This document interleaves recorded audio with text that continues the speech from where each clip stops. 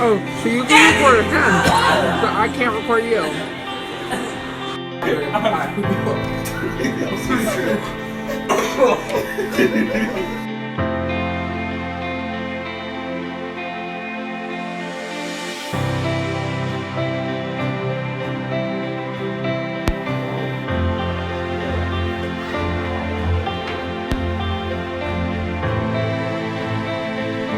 One of the most memorable moments I have with him was actually one day I was in science class and they were talking about cancer and everything that that disease really is. And at the time, my parents didn't exactly explain everything to me because, I mean, they wanted me to live my life normally without thinking about everything that came with that and everything at the time that I really couldn't do.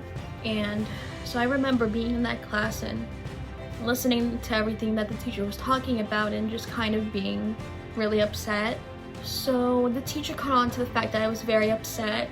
He called Anthony down, and Anthony came down and I felt him grab my hand, and he got up with me and we just walked around the school, and he was just making me laugh and talking about the most random things just to keep me distracted. He didn't let me go back to class until he knew that I was really calm. Like, I could tell him that I was calm and that I was okay, but he did not believe it until he felt it in his heart that I was calm and okay. One of my favorite things about Anthony actually is how caring and loving he was in everything that he did, and like every gesture he ever did for me in the years that he was here was probably one of the most kindest and loving things anyone has ever done for me, and I will forever hold on to that. And I love you so much, Anthony, and I miss you every day, and one day we will see each other again. Yeah. That's my brother! That's my best friend! Oh, there we go. Only one card.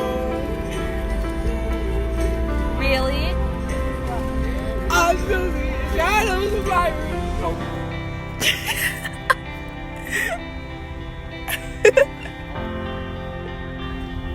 Other guy. Oh, it's cool. I'm saluting first out of this car for no reason.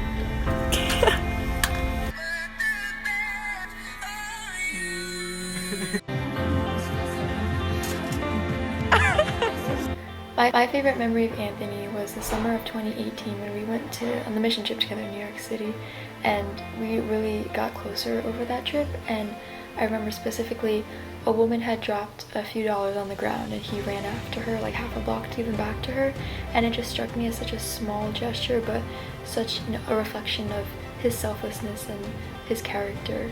And the way I've changed the most in the past year is I've really learned to put my trust not only just in God but just in the fact that God is always in control, because it was really difficult immediately following his death, specifically when I had to study finals and AP exams, and just feeling like I'm never going to get to college, like I can't get my focus back, and why should I even go to college if Anthony doesn't have the chance to live his life.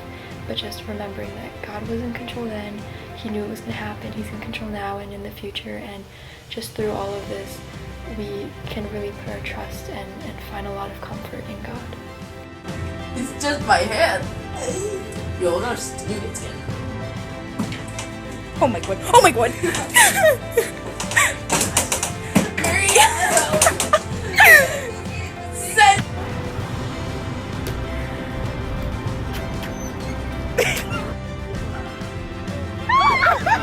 My favorite memory of Anthony has to be when we were on the retreat at Keswick, and him and I were hanging out on the canoes, and we were there for a while. We were just like talking about life and stuff, and it was really nice. And after the fact, we both realized how sunburned we were. We both were like tomatoes, and Anthony's legs got like really, really red, and he kept screaming. He was like, "My gams!"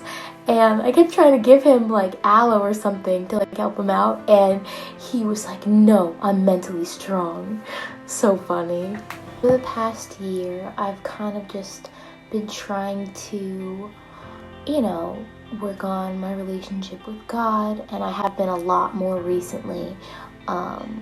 and I've been like reading Crazy Love and stuff, but I've also just been trying to be like a better person, because Anthony was such a great person and he did so much for like his community, and especially for the youth group, and like when we did Blast and stuff with the kids, he was amazing at that. So he's kind of inspired me to just really work on my leadership role and my relationship with God.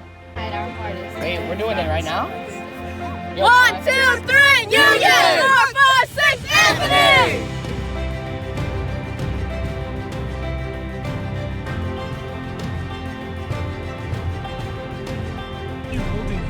Why is his hand on my hand? Why are you holding it? Why are you Yo, we are driving. I get it. I'm sure. I get it. I get it. Just slow down.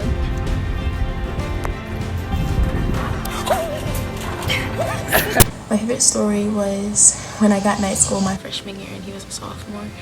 He had got kicked out of the program before me, and then it was my turn. I got kicked out too. And he kept pushing me to go talk to Colonel. Like literally, he kept pushing me to go to Colonel. He's like, Colonel's down there, go talk to him. When I was like too scared to. So he just kept pushing me, and I consider him the reason that I got back into this program. Because if it wasn't for him, I wouldn't have talked to Colonel, and I wouldn't have had the audacity to go up to him and ask him to rejoin. That's my favorite memory of him. I've grown and changed since we lost him. I've become more responsible and mature now that I know I want to live his legacy and be exactly how he was and how he wanted us to be. And I'm going to do everything in my capability to make sure that this program is what he desired. And I'm just going to make sure that in the process I enjoy my life like he always did, and go out and do crazy fun things and never worry about little stuff, and just focus on what I want to do and focus on my goals and set up my life. But that's how I've grown and changed, and just want to say we love and miss you, Anthony. Ready. For the most hits to the person is Anthony Steitz.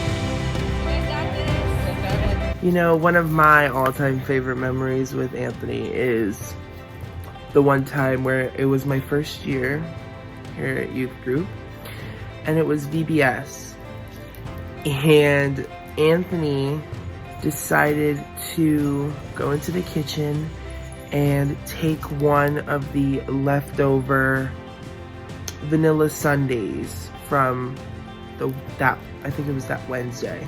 He took the ice cream and filled it with shaving cream, stuck it back in the freezer.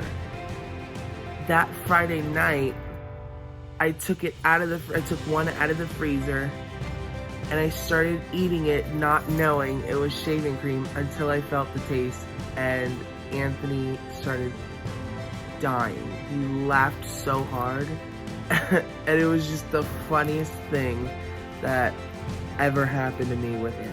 The way I've grown or changed within the past year is I definitely don't take things for granted as much anymore. I care for others a lot more. I care for the people around me. I care for my family. I care for youth group a lot more. We all did it together, and that's the most important thing, is during this difficult time that we had, we all lifted each other's heads up in a positive way, and that's the most important thing out of anything. What? I'm gonna turn the streets fast.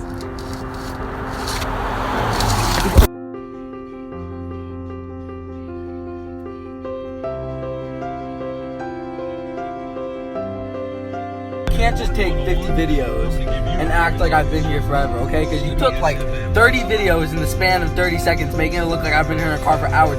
There's a everybody who takes pictures is a dweeb. I just got bubble key. I want the whole world to know. Yeah! Hi, my name is Kyle Sisk. I met Anthony through Chaos Youth Group about 4 years ago. And a memory that comes to mind when I think of Anthony is our trip to Keswick, my first trip, when Anthony tackled me over a bed because he wanted the bed closer to the window and I had gotten there first. Anthony did not give up. Anthony got that bed. He tackled me for it until I would say, all right, fine, take the bed, Anthony. But honestly, this year has been, I think, a year of growth for myself personally. Just kind of teaches me to live for today and not be focused on everything ahead or past. Passing of Anthony has taught me so many things, just to kind of be grateful for what you have currently. Be grateful for the people around you. And I was so grateful that I got to know Anthony and be a friend. Thank you. Gotta go fast. Go fast. No, try to stop.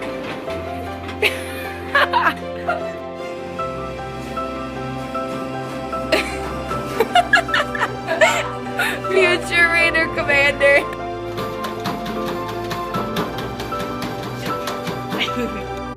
So this past year overall has been a year of reflection for me, as I hope it has been for many of you as we remember our dear friend Anthony.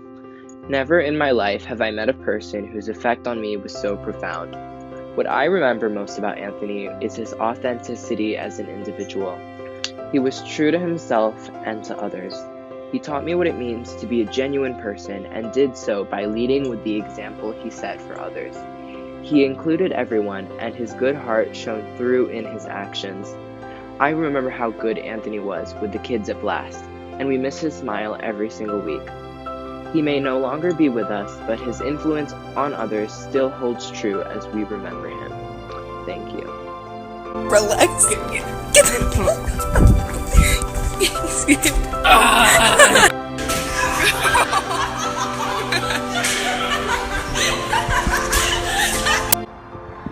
This video is about how Anthony, he changed me for the better, and he made me a better person. Now, whenever I would talk to Anthony, I would think about the verse in Proverbs 13:20, where it says, "He who walks with the wise man will be wise, but the companion of the fool will be destroyed." Now, the year prior to me meeting Anthony, I was the companion of a fool who brought bad things in my life. And meeting Anthony, he not only followed wise people like Adnan, Andy, and Frankie, but he also was a wise person. And through him, he taught me multiple things to become a wise person myself. He taught me that to become a good leader through the church group and JRTC, I had to show persistence and motivation through almost all difficult things I come across. And when he says, I don't need a rank or position to lead, he is right. I remembered Anthony told me that we should always be motivated to do better than we actually are. That we should keep striving to do better than we are. And no matter how hard things are, it's going to get harder, but things will get better eventually if you keep up your motivation and persistence.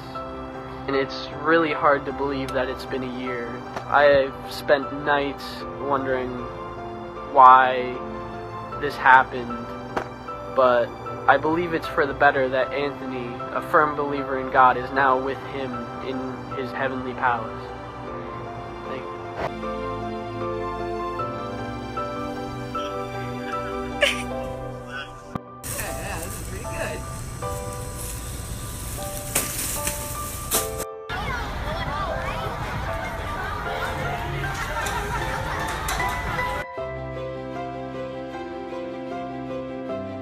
So Anthony had just got his car and he didn't tell me. He phoned me and he just wanted to make sure that I was home. He was like, oh, I'm gonna come visit you. I'm in an Uber right now. And I was like, okay, this is completely random. I was gonna go shopping, but whatever. I'm gonna stay home because I love spending time with my siblings. And he pulls up and he honks the horn and he's in his own car, and I was like, what? Because like I knew he was trying to get one, but he didn't exactly tell me when he got it. And then we just went on a long drive and it was really nice. And we were talking about like, you know, like life and everything that we had planned and, you know, what our biggest fears were. That was probably about like a week before he passed, and I don't know, it still brings the biggest smile on my face.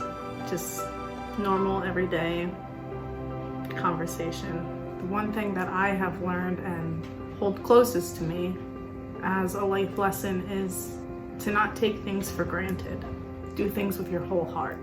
Go in there head on and, you know, put your all into something. And whether that's a project, whether that's finding your self-worth, or if it's, you know, showing your family that you love them, because it's important. Anthony's secretly crying inside. This is the worst decision. I'm just trying to be cool. Big mark here.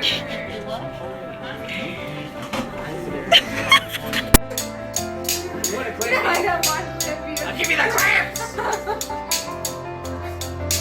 Our favorite memory would have to be when we went to Keswick and we were chilling on the porch and we were just chilling and we were just talking about life and talking about stories, and it was just a good atmosphere. It really was. And you know, he made everything funny, even in situations that didn't need to be funny. Right. That was Anthony's video. But yeah, he is hardworking, kind, and just such a young man, and he always put others first. So yeah. So I'm faced with this choice. I can pick up my cross and I can follow Jesus, or I could go with that. I go with the same old parties, same old sins, everything. And it's a tempting choice. Why should I? Why should I pick up my cross and go? My favorite memories are when you were in the swimming pool and I would say, okay, everybody out. Grace and Emily and Maria would get out of the pool and there'd be, with towels on, and there'd be Anthony under the water going to the furthest end of the pool, to the other side, as if I didn't see him and he couldn't hear a thing. And I would be yelling, Anthony, it's time to go home, get out of the water. And he would dive underneath like he didn't hear me, and it would take another half hour to get him out of the water. And the same thing at the beach, Cape May or Seaside.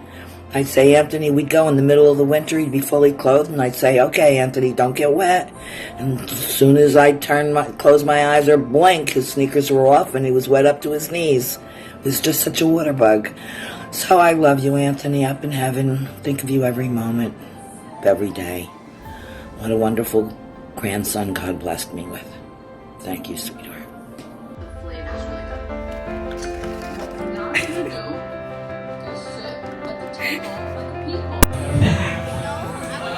Other body part here. Not other body part. Feet, butt, knees, head, toes, feet, back, cup. Some memories I have of Anthony are when we were playing Never Have It Ever at a retreat and I was switching my seat and I went to go sit down and Anthony pulled this chair right underneath me, and I wasn't mad or anything, but I fell and I was laughing and I had a feeling he was gonna do it, and I was just, it was so funny. And another memory I have is when he would always play his harmonica, and how it would annoy me so much because he wouldn't stop, and I would just like die to see him play it again because I just miss it so much. So those are just some memories that I have of Anthony. Yo, Anna. I have to hold it. You're gonna hit that part hard. I'm gonna fail.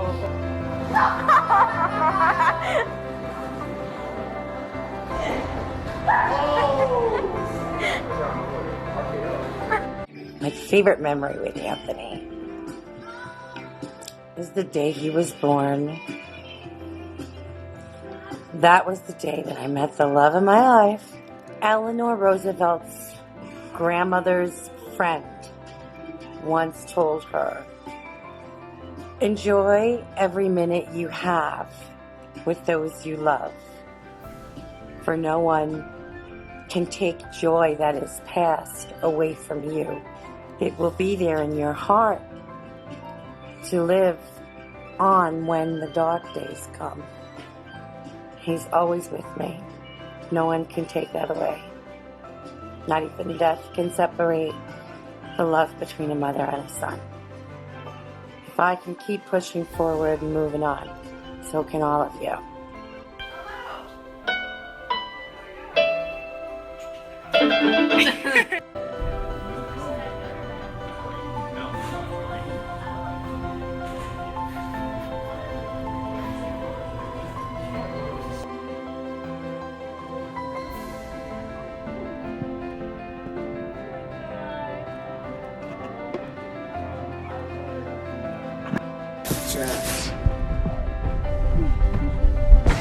Anthony, the garbage king.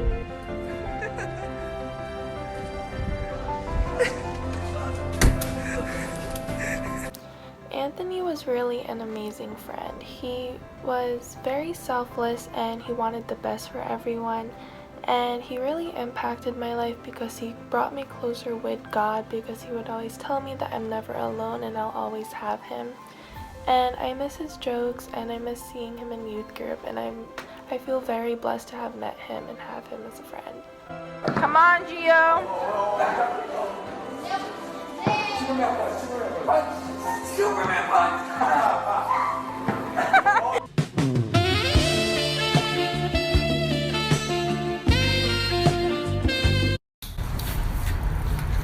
Hello?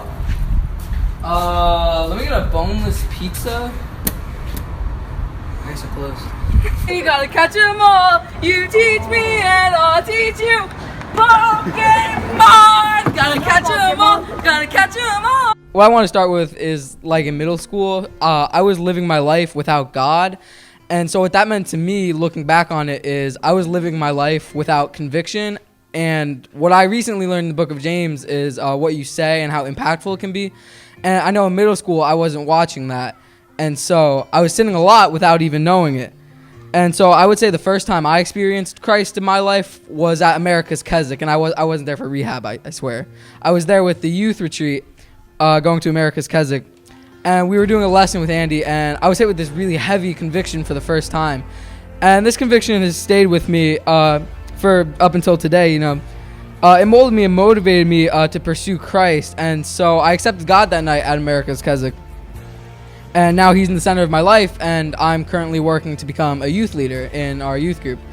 And so my faith right now, I feel, is really strong, and the youth group and America's Keswick is how I found Christ. My future, I think it's going to be really bright with Christ. Thanks. I need you most. God, keep my head above water. Don't let me drown. It gets harder. I'll meet you there. Anthony Steitz did more with 17 years than most people do with 40 or 50. And that's because every morning when he woke up, he would challenge himself to be better and stronger than the day before. And he would do this with his friends. He would challenge and encourage, motivate, but mostly annoy them into having the same mindset that he did. The day after Anthony's funeral, I went to his house to clean out his room. And it didn't take very long because Anthony didn't have a lot of stuff. You know, if you knew him well, you'd know that he only had a few t-shirts and a couple of hoodies and sweatpants that he wore on a rotation. But the one thing he did have was a collection of knives and BB guns that were hidden around his room. I mean, at one point we were actually nervous that we were going to step on something and knives were going to come shooting out at us. Anthony didn't have a lot of possessions because he didn't really care about that stuff. He didn't care about his presence on social media. He didn't care if he was popular or well-liked. And the thing about Anthony was that he was always the same person. No matter if he's at school or work, church, home, ROTC, he was always consistent. The Bible talks a lot about how fragile life is, and Anthony's favorite book of the Bible is the book of James. And in chapter 4 it says, "What is your life? That you don't know what tomorrow will bring. You are like a mist or a vapor that's here one second and gone the next." So if life is short and it can end at any moment, I have a question for you. Are you really living? Are you trying to live an impactful, meaningful life and make a change, make a difference? Or are you working harder on trying to get people to like you?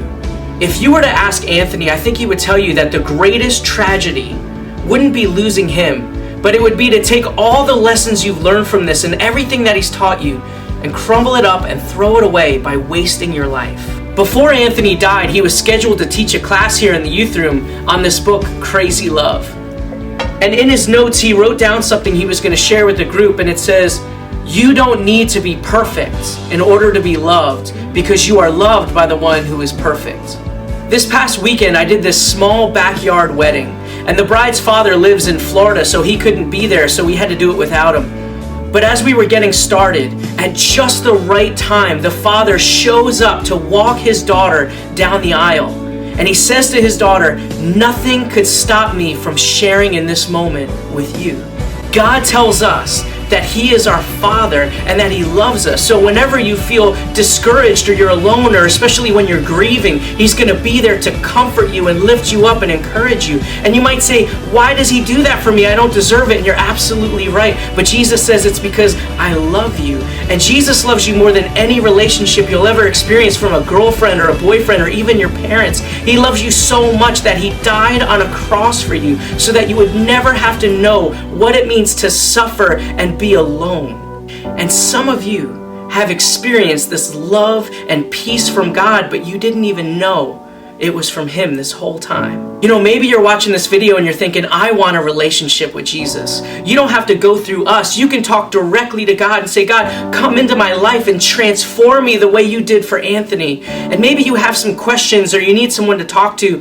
We don't claim to know all the answers, but we are here for you, and we'd be happy to help you. And we'd also be happy to get you this book, Crazy Love, if you'd like to read it. Lastly, we want you to know that on this difficult day, you are not alone. Whether you're in Chaos Youth Group or you're ROTC, look, we are all together as one, and we will go through this together.